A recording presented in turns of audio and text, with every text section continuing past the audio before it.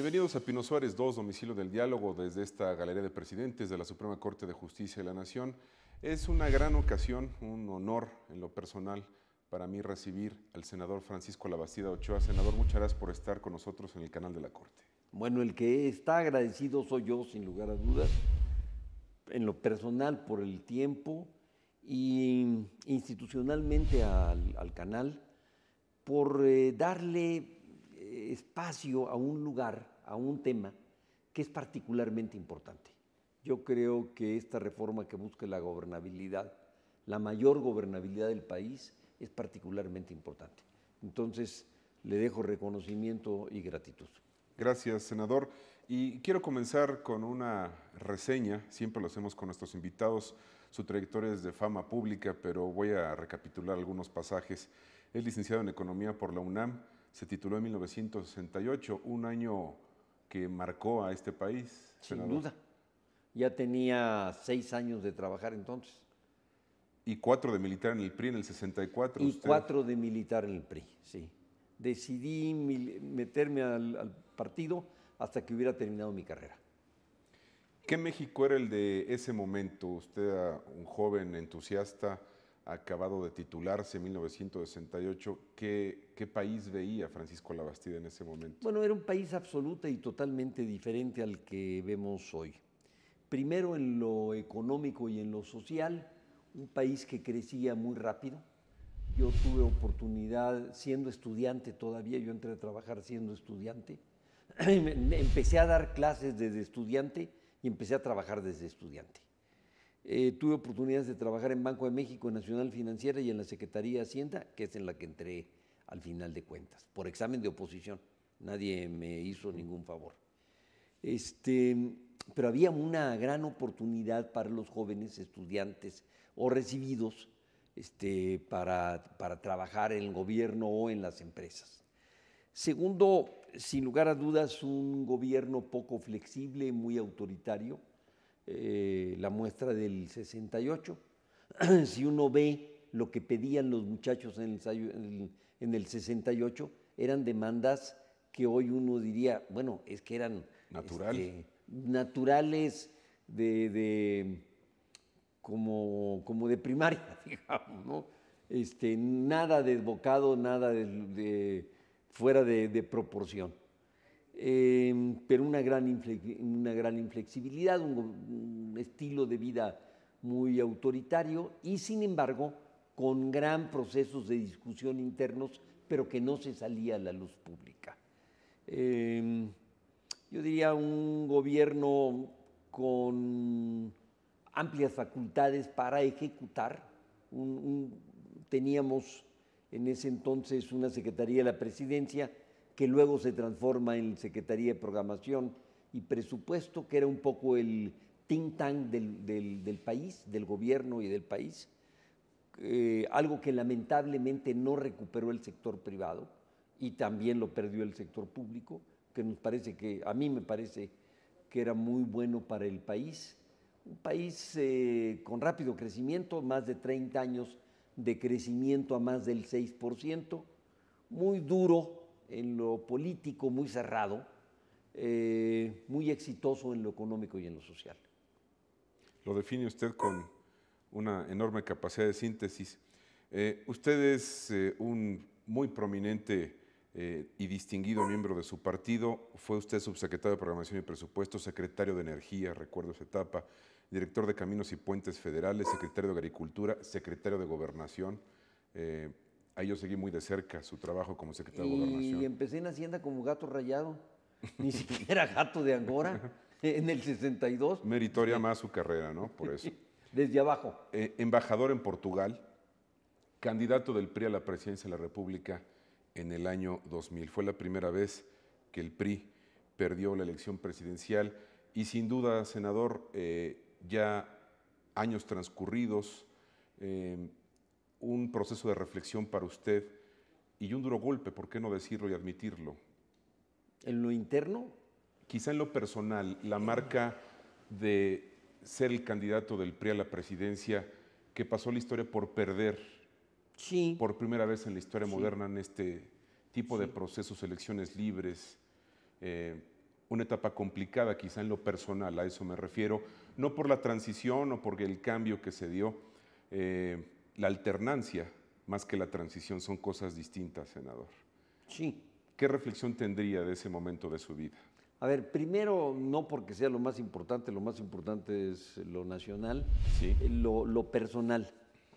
Yo sabía en lo que me metía, o sea, yo sabía de las probabilidades de riesgo, las probabilidades de perder, no solo de riesgo.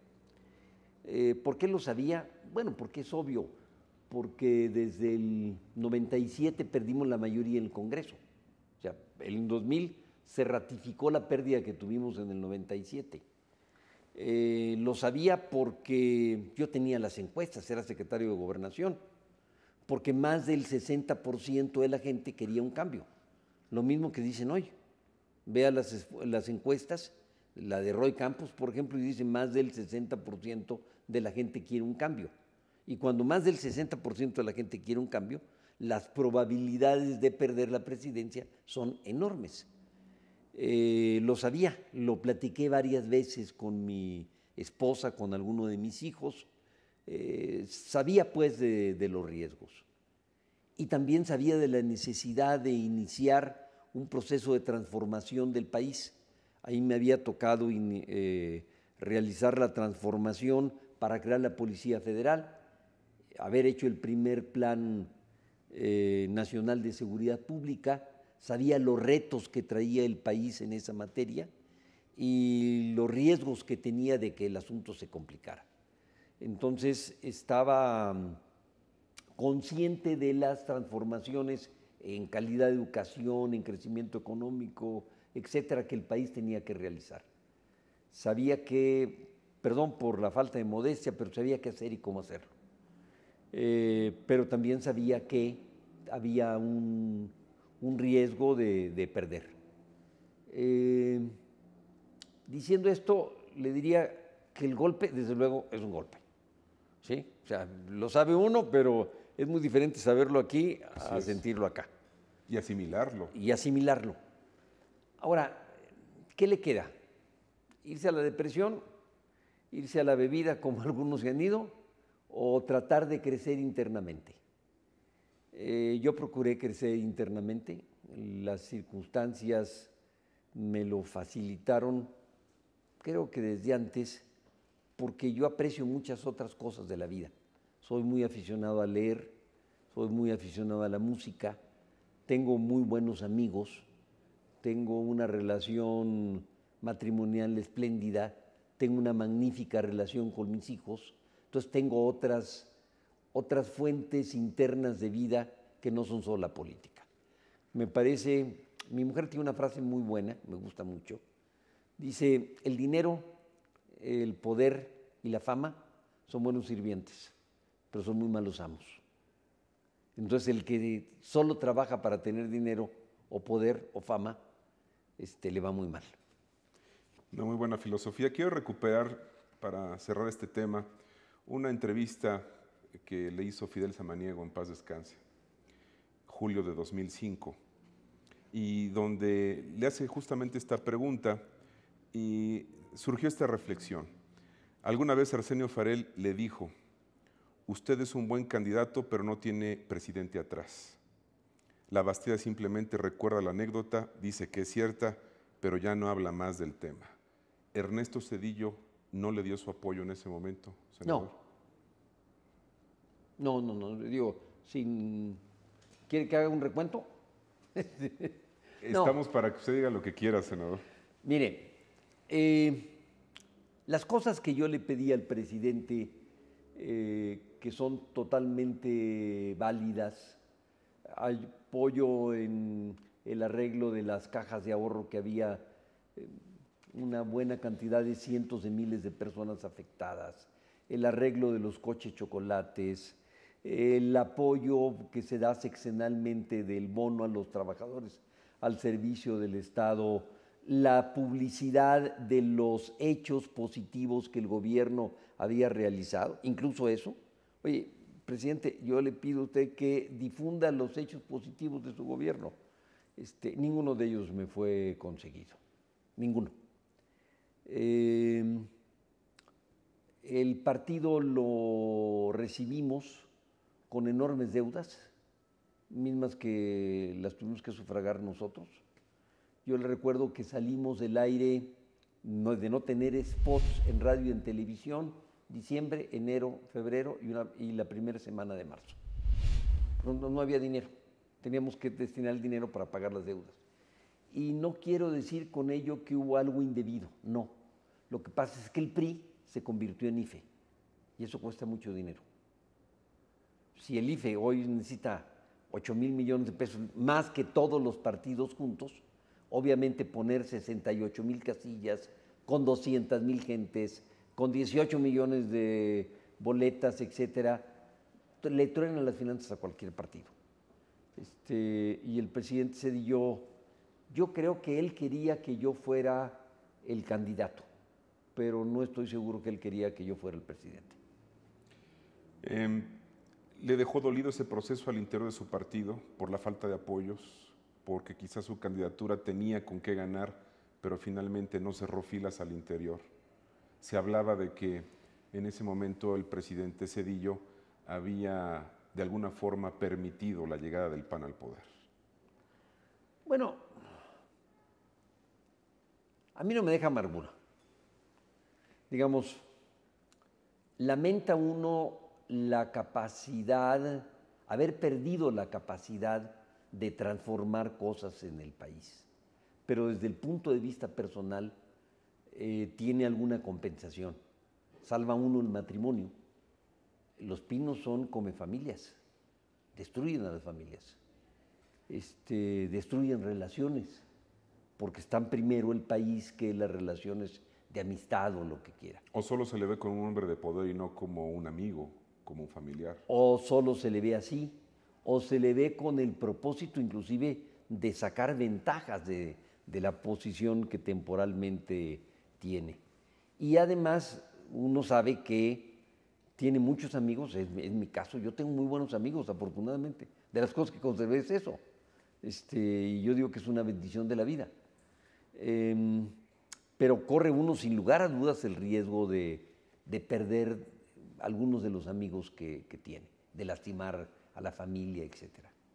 Porque tiene la obligación de poner por delante al país antes que cualquier otra cosa. Senador, agradezco que haya permitido estas preguntas para hablar de esa etapa, planteándose el presente y el futuro. Usted participa... Hablo con bastante claridad sobre ello, ¿eh? Sí, y se lo aprecio y por eso me atreví a recordar esos pasajes de su vida que sin duda corresponden con hechos históricos de la historia reciente moderna de nuestro país.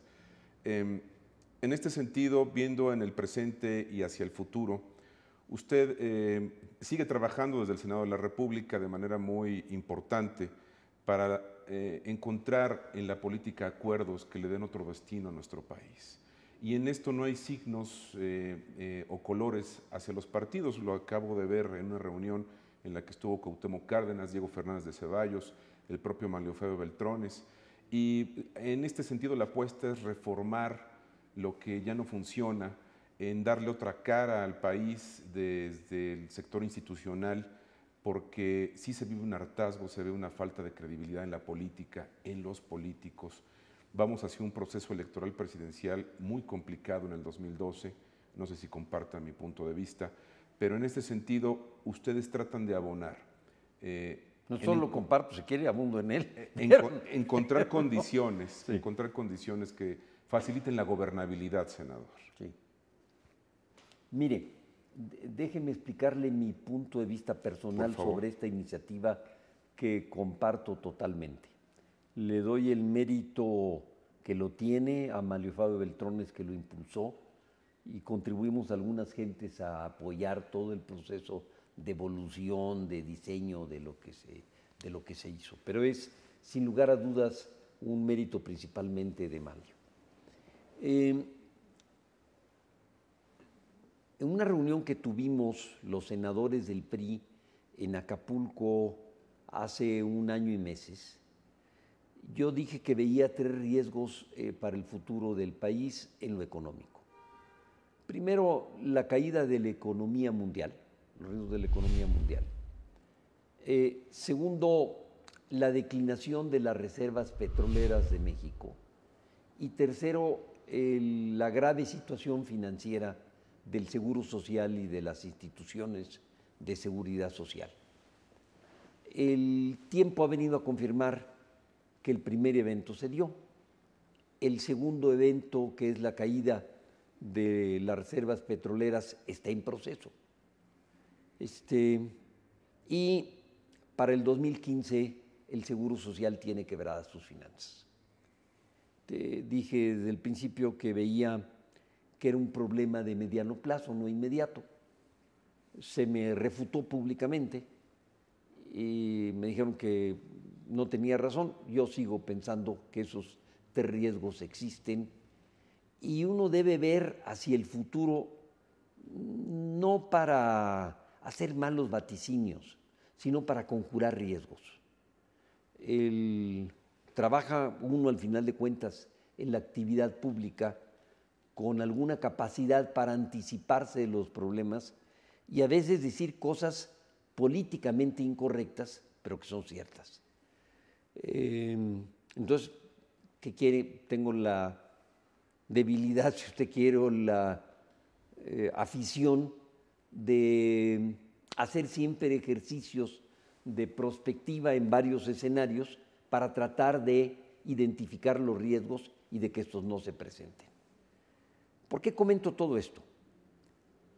Porque por circunstancias internacionales y nacionales, en la economía, en seguridad pública, en lo social, en calidad de educación, en infraestructura, en pensiones, el país necesita emprender grandes transformaciones. Y esas grandes transformaciones es muy difícil que los haga solo un partido. Necesitamos fortalecer la gobernabilidad después de pasadas las elecciones, porque usualmente las gentes y los partidos piensan en cómo se alían para ganar las elecciones.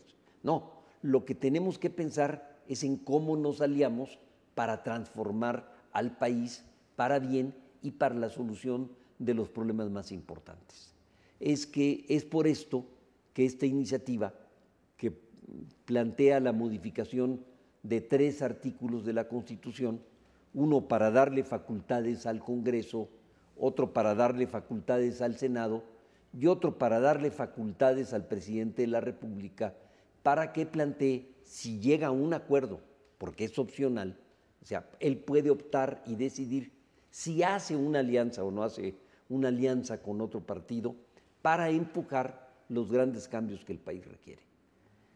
Lo que creo es que la gente está un poco confiada. Dice, bueno, la hemos llevado, ahí más o menos hemos sobrellevado el asunto. Pero es como cuando jalan una liguita y uno le jala 3 o 4 veces y dice, no, pues sí aguanta. No, de repente se truena. Me parece que el país se ha retrasado respecto a los cambios que en el mundo se han dado. No en balde éramos la nación número 9 en el contexto internacional y hoy pasamos a ser la 14 o la 15. Bueno, tenemos graves, muy serios, profundos problemas, muy difíciles de solucionar.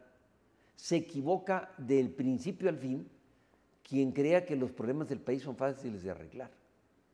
No solo se requiere voluntad, sino no es de varita mágica.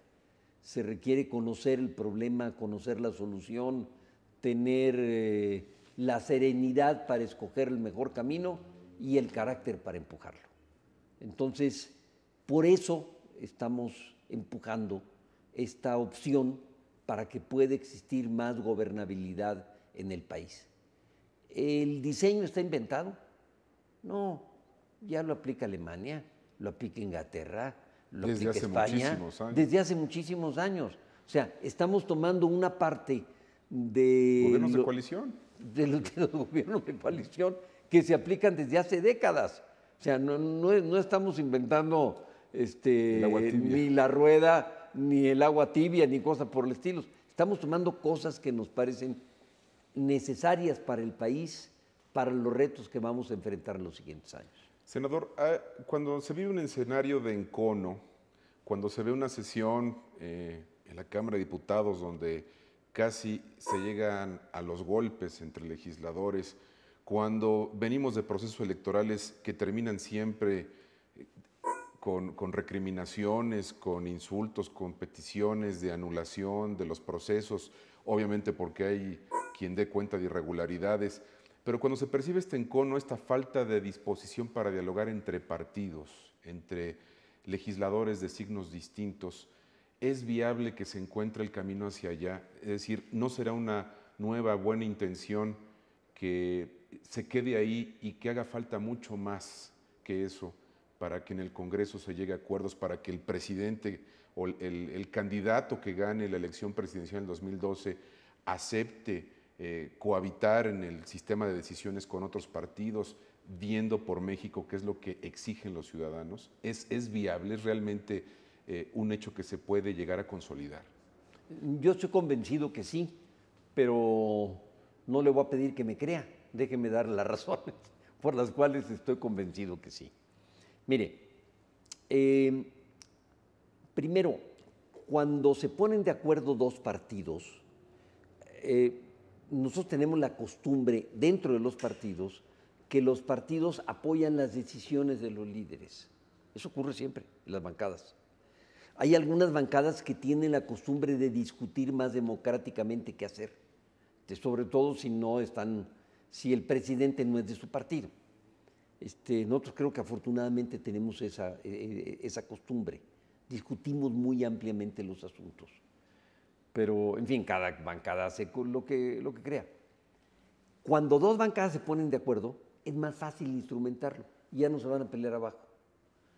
Pero además hay una ventaja subyacente en esto. No cae en el chantaje de unos cuantos que le dicen: yo no te doy mi voto si no le construyen una carretera, o si no hacen esto, o si no hacen lo otro.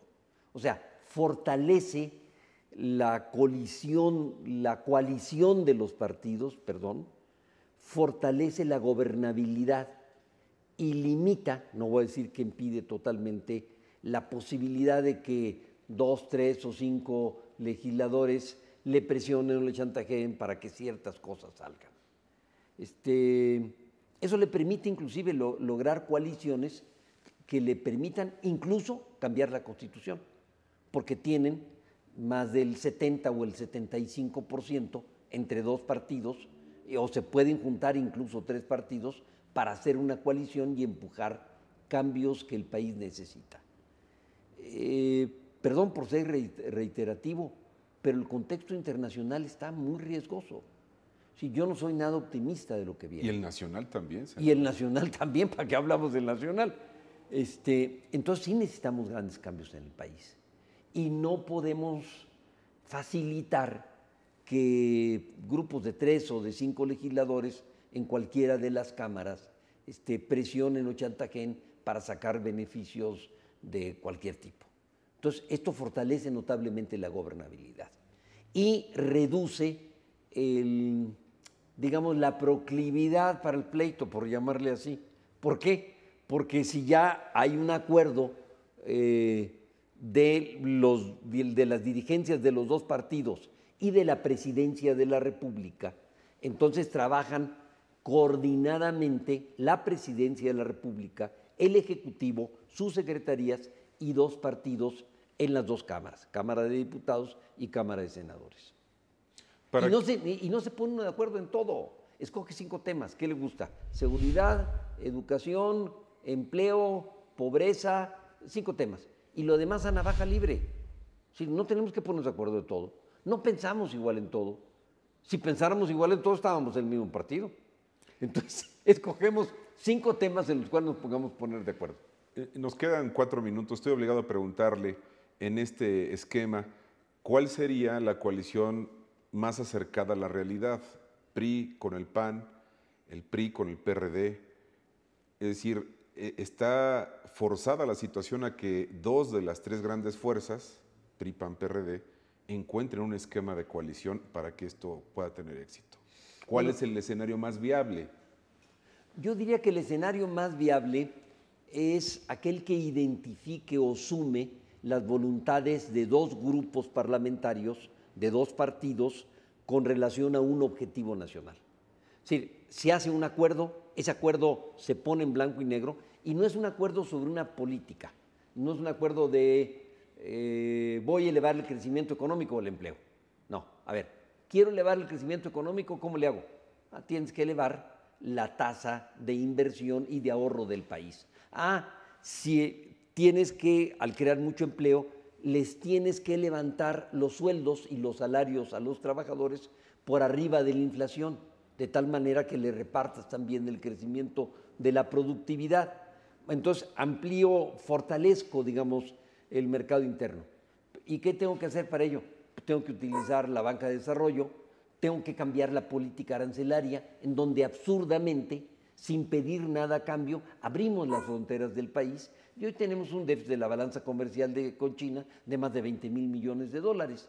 Entonces, todos los instrumentos, banca, impuestos, gasto, arancelaria, banca de desarrollo, construcción de infraestructura, etcétera, etcétera, etcétera, todos los instrumentos, política de sueldos, de salarios, los utiliza con el mismo propósito y eso lo pone en blanco y negro.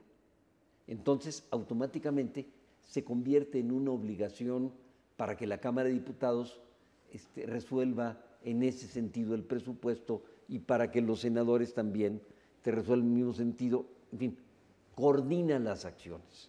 ¿Tendrá necesariamente que ir esto amarrado con quien resulte ganador en la elección presidencial? Dependerá mucho de la estatura política, sí, de la capacidad de llegar a acuerdos realmente, no solamente de promesas de campaña, senador. Sí, de hecho digamos, no es obligatorio, como lo estamos planteando, es voluntario. Pasadas las elecciones, el presidente de la República puede decidir si se va por ese camino o no. La otra opción, la de darle mayoría a quien saque el mayor número de votos, primero es inviable. Políticamente no le van a dar al partido la posibilidad de que tenga la mayoría de los diputados y senadores cuando tenga el 40% o 45%. Sí, el próximo presidente de México tendrá que negociar y tiene que negociar. Forzosamente llegar a acuerdos en el Congreso. Pero imagínense que lo echamos a andar y que tiene éxito esta propuesta. Se nos olvida que en el 97 el PRI no tenía la mayoría en la Cámara de Diputados. En el 2003 tampoco lo tenía el PAN y en el 2009 tampoco. Así es. Entonces, ha sido una constante. A ver, en un régimen parlamentario eso significa convocar elecciones. Nada menos y nada más. Termino con esto, senador. ¿Cómo le va a ir al PRI en la elección presidencial de 2012? Yo creo que bien. ¿Por qué? Por el factor que le mencionaba, más del 60% de la población quiere un cambio, porque somos el partido menos dividido. No diría que no hay diferencias, pero las arreglamos, las pensamos, las discutimos, las debatimos de forma civilizada. Tercero, porque tenemos dos precandidatos exitosos, uno muy carismático, extraordinariamente carismático. Cuarto, porque la gente sabe que durante más de 35 años el PRI pudo lograr que la economía creciera y se distribuyeran de mejor manera los beneficios del desarrollo. Senador, se nos agotó media hora del programa. Le agradezco mucho el favor de su presencia en el canal y lo quiero invitar para que sigamos platicando de estos temas que son de interés nacional. Por supuesto que desde el Poder Judicial de la Federación hay mucho interés y expectativas por el bienestar del país y porque se logre finalmente una etapa de acuerdos en la que todos podamos presentar un futuro mejor para nuestro querido Le México. reitero mi agradecimiento por el tiempo que me dio, que nos dio para este tema tan importante y lo felicito por la hábil e inteligente conducción del programa. El agradecido soy yo, senador. Gracias. Le agradezco también a usted el favor de su presencia, Pino Suárez. Yo lo invito a que sigan el canal judicial. Muchas gracias.